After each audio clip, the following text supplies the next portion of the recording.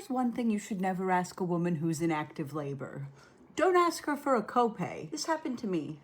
I had been contracting for 36 hours, and I was at the point where I could no longer breathe through the contractions. So I went into the hospital and received the epidural at 4 a.m. So for the first time in about 2 days, I was starting to feel some relief. Enough relief to be able to rest. So I had just shut my eyes when I hear a knock at the door. And who walks in? The copay lady. Now I was delirious enough at this point that while I was very bothered by this, I was able to be like, come back later. But looking back, I think the timing was kind of fucked up, but it gets better. So then about 19 hours later, I have my baby and I had to have an episiotomy and I had a blood transfusion. I was exhausted. They wheel me into postpartum. I'm not even there an hour and I get a knock on the door.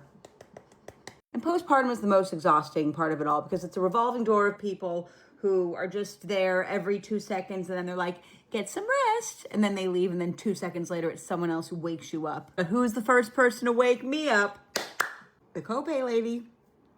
And at this point, I am done with this woman. Read the room. I mean, there's got to be a better time to do that. And this time I made my point very clear that she should come to collect before I checked out of the hospital. Then before you leave, the guest experience team comes by and asks you how your stay was. And honestly, I had no complaints except for the copay lady. So I said 10 out of 10 minus that they tried to collect my copay while I was in active labor. So then the guest experience team leaves. Not even 5 minutes later, they come back with what can only be described as a giant rolling cart filled with every single vending machine snack that you could ever imagine. And this woman is in the right job. She said, Mommy Samantha and Daddy Jacob, we are so sorry about your experience, and we would like to offer you some snacks. And to be quite honest, in that moment, nothing sounded better than a Dorito or a Cheeto.